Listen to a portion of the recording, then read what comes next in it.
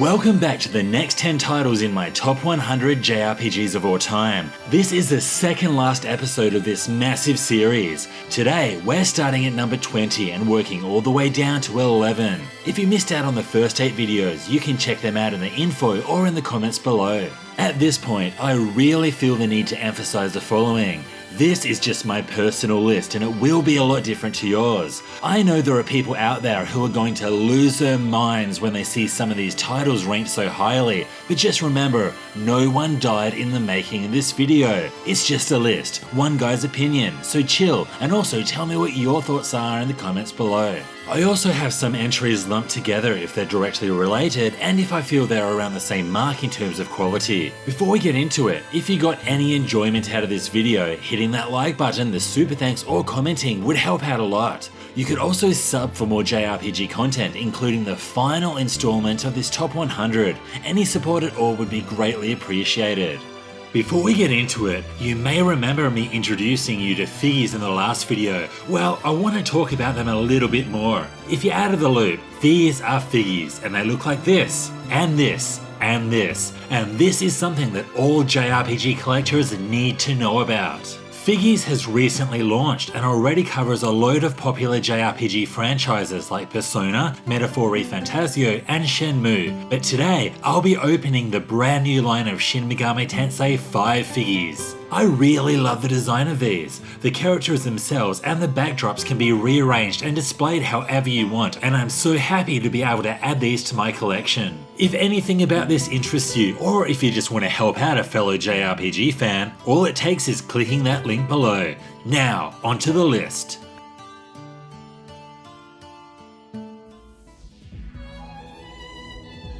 At number 20, we have my favourite arc of the Trails series, Trails in the Sky. Chronologically, this trilogy is set before the other games, and there's no question in my mind that this is the perfect starting point if you want to get into the series for the first time. A complete remake of the first chapter is also on the horizon, so if you haven't played these games yet, that looks like the perfect way to do it. Trails in the Sky is set a few years before that of both the Cold Steel and the Crossbell games and is set in the kingdom of Liberl, which borders Cold Steel's Erebonia. The story focuses on two characters, Estelle and Joshua. They are on a quest to become fully fledged bracers, who are basically a highly respected organization that helps civilians out. Early in the game, their father Cassius, who happens to be a famous bracer, mysteriously leaves on a mission and soon becomes completely uncontactable. This leads Estelle and Joshua to travel around the country to investigate the disappearance of their father, while also working towards becoming senior bracers. While the majority of the first chapter moves very slowly, its conclusion is probably the best cliffhanger of any game I've ever played. I have never jumped into a sequel so fast in my life. In fact, the entire second chapter of this trilogy is my favourite game in the entire series and is why this arc is so high in my top 100. Then you have Sky the Third. This one's style of storytelling is a complete departure to what you'd expect after playing the first two games. It follows Kevin, who explores a mysterious place known as Phantasma. There are some great moments here, and Kevin is a complete badass, so Third is definitely worthy of a spot so high on my list. When it comes to the combat, you have the core mechanics found in all of the Trails games. The major factors to consider here include EP management for arts, CP management for crafts, and the positioning of your characters. The combat slowly evolves over the course of the trilogy, and I really feel that it reaches its peak in Sky the Third, which has some epic boss battles and a huge roster of characters to take into them. The Sky arc has so much going for it, led by an outstanding story that has some of the highest highs in the entire series. I am looking so forward to jumping in once again with the remake, and I hope you do too. I just feel bad that you'll have to experience the cliffhanger, then have to wait another few years for the second chapter to be remade.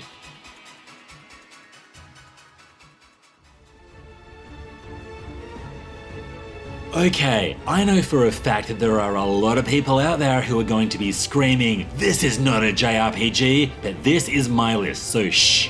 At number 19, we have Final Fantasy XVI. It may be true that it's a completely different experience to traditional FF games, but this game managed to blow me away in more ways than I could ever imagine.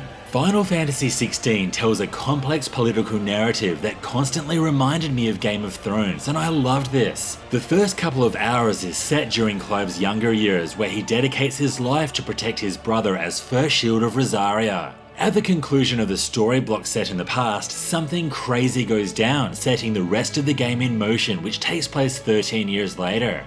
I'm not going to spoil anything else, but this story was one of the highlights of the game for me. There is a constant element of mystery and some of the best moments I've ever experienced in video gaming. I mean, I could not possibly imagine a better use of summons. It may have taken 16 games to get to this point, but their importance in the story and how amazingly kick-ass they are is one of the major reasons why FF16 was so damn good. There's also a very strong cast of characters, with Clive and Cid being my two favourites and having some incredible moments. When it comes to the combat, it also ticked all the boxes for me as far as single character action combat can go. You take control of Clive and can string together melee attacks with the square button and unleash magic with the triangle button. There is a large importance placed on timing your dodges and also avoiding AoE attacks, so to be successful, you'll need to balance your offense and defense. The unique feature of this system is the ability to use icon abilities in battle, which have completely different playstyles.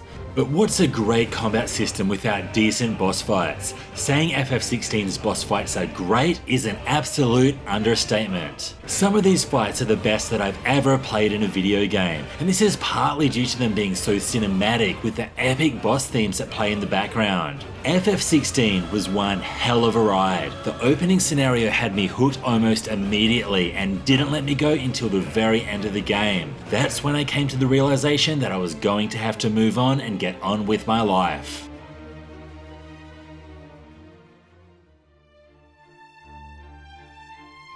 While I haven't yet had the luxury of playing through the entire Dragon Quest catalogue, out of the ones that I have played, Dragon Quest XI is easily my favourite. While certainly far from revolutionary, it is a quality, meaty JRPG that will provide many hours of fun. As you would expect, you play the role of an unnamed hero who is tucked into a basket and sent floating away down a river when he was a baby. Luckily, he was brought up by some decent people in a small village where he lived a quiet, normal life for many years. But obviously, it doesn't stay that way forever. The hero soon discovers that he is a luminary, a force of light born to fight the evil in the world. While this story is fairly basic, there are a few standout moments in its narrative, but the cast of characters are the real heroes here. I liked every one of them and really appreciated how they each had their time to shine. Also worth noting is the extensive post-game, which really doesn't feel like a post-game at all. After the credits roll, you're essentially thrown into a lengthy, full third act that deepens the story, expands the world, and unlocks a true ending. When it comes to the combat, I found it so surprising how much fun I had with it considering how simple it actually is.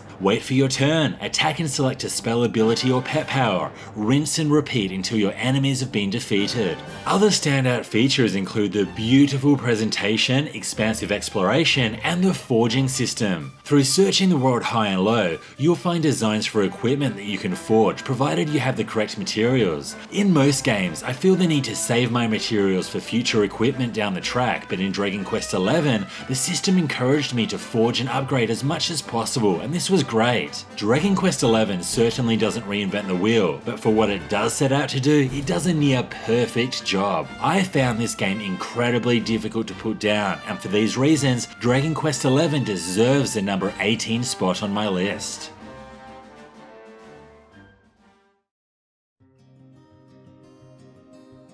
Now, everyone is always talking about how amazing both the Xenogears and Xenoblade games are, but there is seriously not enough talk about the trilogy of titles that sits right between them. I'm talking about the Xenosaga trilogy on the PS2. This sci-fi focused story begins on the spaceship the Wiglinde, with the main character, Chief Engineer Shion, running tests on a battle android named Cosmos. Shortly after, the Wiglinde is attacked by an alien race, the Gnosis, but is saved when Cosmos activates itself and starts kicking total ass. Look, I'm not even going to try to explain anything more, This story is complex and you should just experience it for yourself. This series is very story focused, with its narrative driven by many lengthy cutscenes. It has a plethora of amazing characters that all have their time in the spotlight, excellent world building, and a never-ending supply of twists and turns. The Xenosaga trilogy truly is a special experience. When it comes to the presentation of the three games, they do differ quite a lot, with the first game being much more anime looking and evolving into a more realistic style by the end of the series. The combat system also changes quite a bit throughout each installment. One of the standout features of this turn-based combat is the boost mechanic. After several attacks, your character's boost gauge will charge, allowing you to choose a time to give a character an extra turn. Selecting the right time to activate those extra actions is a key strategy that you'll need to consider in battle. In addition to kicking ass on foot, your characters can also jump into giant mechs, and this adds a whole new layer of strategy. And I have to mention the iconic vocal tracks, which have lived rent-free in my head since the 2000s. Kokoro is one of my favourites of all time. Now, while I have cemented this trilogy into the number 17 spot, the truth is, each of the games are not created equally. Xenosaga 1 starts off strong. Episode 3 is the best in the series and goes out with an absolute bang. But Xenosaga 2, it did feel like a chore at times. If it wasn't set smack in the middle of the series and so essential to play, then I would say just skip it, but you really can't afford to, as you would miss out on way too much. With the crazy amount of remasters that we've been seeing lately, I cannot believe that Xenosaga has not got the love that it deserves in a bundled remaster. This is probably the series that I would like to be re-released the most, so fingers crossed that it happens in the near future.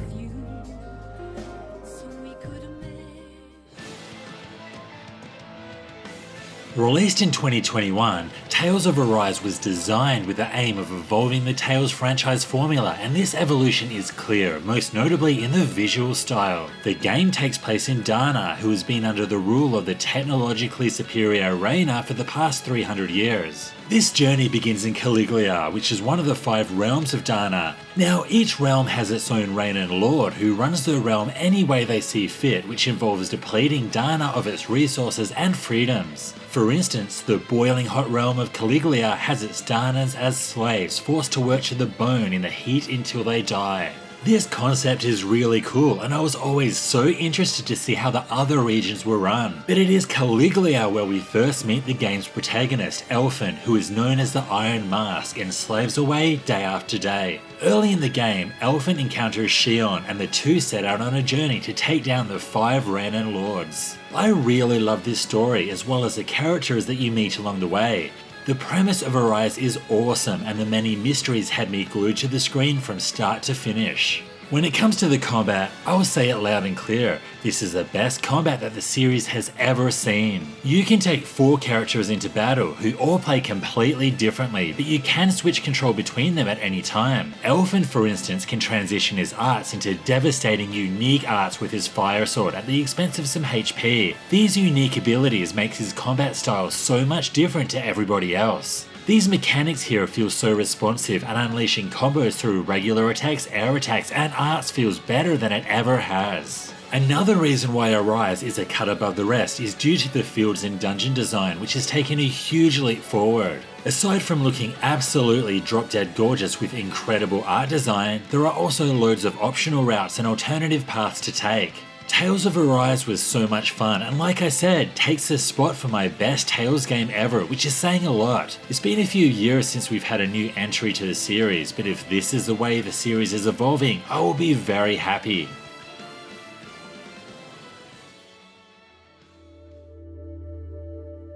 Yep, it is definitely here at the pointy end of the top 100 where haters are going to hate. If you're one of those people with hate fueling your heart, then you are going to love this one. I like Chrono Cross more than Chrono Trigger. There, I said it, loudly and proudly. Originally released on the PS1 in the year 2000, Chrono Cross was one of the strongest JRPGs of the era, which is often labelled the golden age of JRPGs. You play the role of Serge, a teenage boy who discovers a parallel world where he died as a child. Naturally, he is very confused, so he sets off to find some answers. The direction that Chrono Cross takes with the two parallel dimensions is outstanding. The various differences between the two worlds means that things that can't be achieved in one world can be achieved in the other. While this story does start off fairly simple, once the concept of time travel comes into play, things get a lot more complicated. This depth and complexity is something that I really enjoyed. Another noteworthy feature is the roster of characters. Where Chrono Trigger focused on a small cast of deep, memorable characters, Chrono Cross instead presents a roster of over 40 playable characters. I really enjoyed running around the worlds, recruiting the many optional characters and experimenting with them in battle.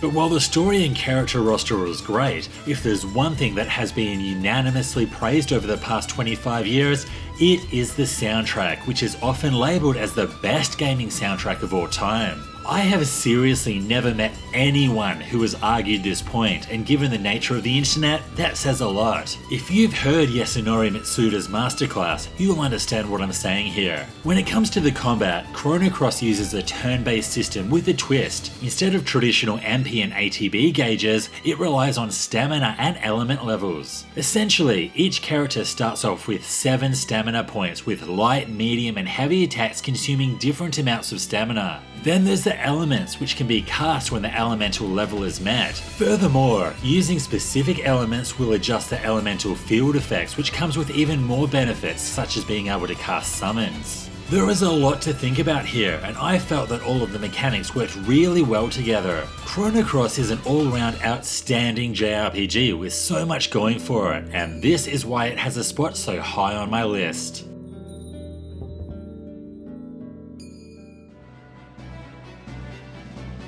In 1998, a little gem of a strategy RPG was released for the PS1. This was a spin-off title to what was the most popular JRPG franchise going around. I am, of course, talking about Final Fantasy Tactics. Back then, it set the bar for what was possible in terms of strategic grid-based gameplay and quality storytelling. The incredible thing is that 25 years later, it still is the bar for many people, including myself. Final Fantasy Tactics is my favourite SRPG of all time, and I'm going to tell you why it has a spot so high on my list. Starting with the story, Tactics delivers one of the most intricate and politically charged narratives in the entire FF series. Back when I was younger, a lot of its themes and plot points did go over my head, but as I've grown older, I've grown to really appreciate more mature, complex political narratives in my RPGs. Set in the medieval-inspired kingdom of Ivalice, the story follows Ramza, a young noble caught in the chaos of a civil war known as the Lion War. This story is full of betrayal, twists, turns, and a plethora of impactful story beats. There's also no shortage of outstanding characters, with the journeys of Ramza and Delita in particular something that everyone should experience. The story alone is one of the best out there, and more than enough reason to play this classic. However, the fact that it's supported by such incredible gameplay is what makes FF Tactics one of the best RPGs ever made. This combat presents what you'd expect from the genre. Battles unfold on a 3D tiled-based map. Terrain heights and obstacles affect movement and attack range, with the character's attack order dictated by their speed stat. It's essentially an extremely well-implemented grid-based combat system where you have to think about a load of different factors before every move, else you'll probably get slaughtered. But I think the major thing that makes this combat so fun is the outstanding job system. Characters start as basic classes such as squires or chemists and unlock advanced jobs such as samurais or summoners by earning job points. Mixing and matching the abilities from multiple classes provides loads of options in creating hybrid builds. It is so fun to tinker with this in the menus and then send your characters out to the battlefield to see what damage they can do. If, for whatever reason, you've never had the chance to experience the masterpiece that is FF Tactics, then you are in luck because it's receiving a remaster in September.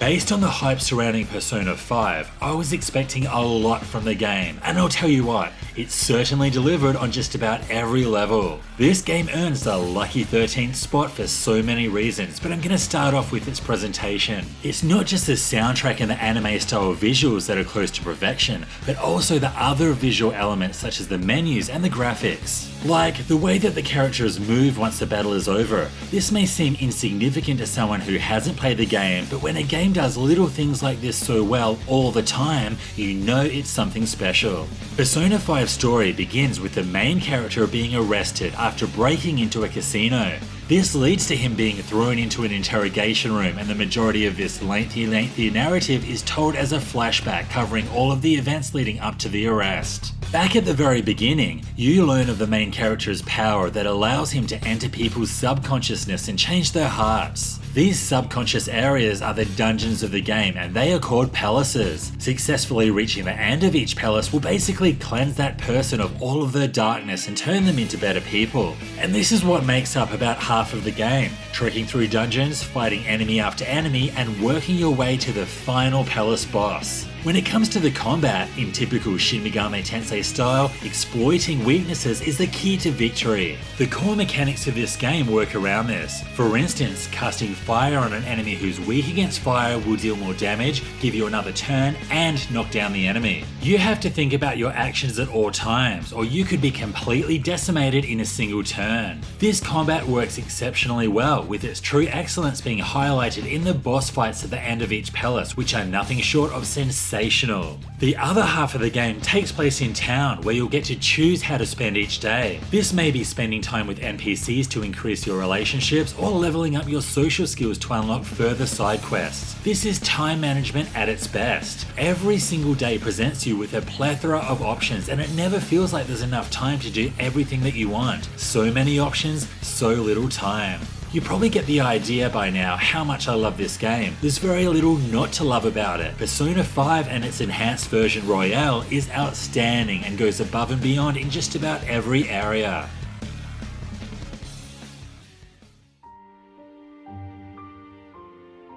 The debut title from the Xenoblade sub-series could not have started things off any better. Playing it for the first time back in 2011, I had heard a bit about it, but I was in no way prepared for it to blow my mind in the ways that it did. Xenoblade's story unfolds on the colossal bodies of two ancient titans whose final battle left them frozen in time, becoming the lands where civilizations now thrive. The game centers around Shulk, who discovers that he can wield the Monado, a mysterious sword capable of predicting the future and harming the mechanical Mechon. After a devastating attack on his colony, Shulk sets out on a journey of revenge as he and his party travel across the vast landscapes of the two giant titans. I was hooked from the very start, and every time I was coming to grips with what was going on, I would be hit with something new, and this happened right up until the very end. Also worth noting is the more recent remaster features a brand new epilogue scenario titled Futures Connected. This is set 1 year after the main game's events and focuses on the character Melia.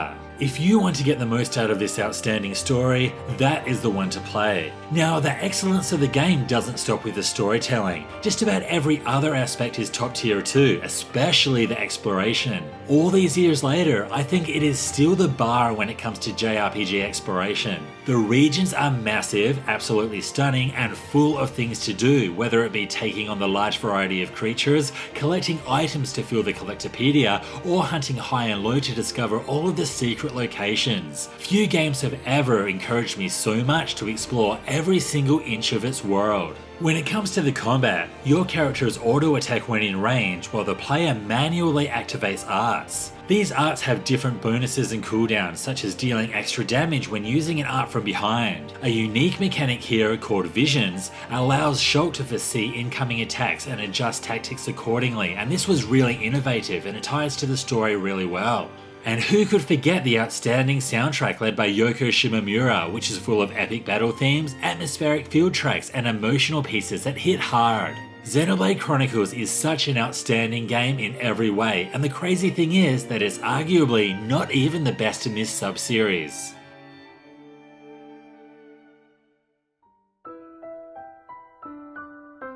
Part of me feels so bad that Final Fantasy X couldn't quite scrape into my top 10, but then I look at the games ahead of it and I don't feel so bad. I remember playing this game for the first time in a department store and being absolutely blown away with its beauty, storytelling, music, and epic pre-rendered cutscenes. I only got to play it for about an hour, but I knew I had to do everything I could to get my hands on it for real. Fast forward nearly 25 years, and the high praise that I once had for this classic has not diminished in any way. If anything, it has grown. The story follows Titus, a star athlete from the high-tech city of Zanarkand, who is mysteriously transported to the world of Spira after an attack by a mysterious entity known as Sin. Here, he joins a summoner named Yuna and her guardians on a pilgrimage to defeat Sin. There is just so much that I love about this story and the characters. The game is jam-packed full of moments that will make you laugh and that will make you cry, and as strange as it sounds, Titus's laugh even has a place in my heart. Then we have the combat, which takes a completely different route than its ATB predecessors. This time, there is a clear order to a character's actions based on their stats, with reserve characters able to jump in and out at any time. Each character also has their own abilities and paths on the sphere grid, shaping their combat roles, but you could turn just about anyone into just about anything if you really wanted to. I also loved how summons could also be controlled rather than just appearing for a single attack. There really isn't anything too complex here, but for what we're given, it works exceptionally well, and the many super bosses will certainly test your skills if you're willing to take the time to prepare for them. Other standout features include the incredible soundtrack and the voice acting for its time. I mean, teenage me just getting into the metal genre and hearing Otherworld for the first time, it was just so cool. And who can deny Zanarkand as being one of the most iconic tracks in the entire FF catalogue? Was Final Fantasy X the last quality FF game? Absolutely not, but I will say that it was the last one that truly captured that special traditional feeling of the era, and for that, Final Fantasy X has cemented itself at number 11.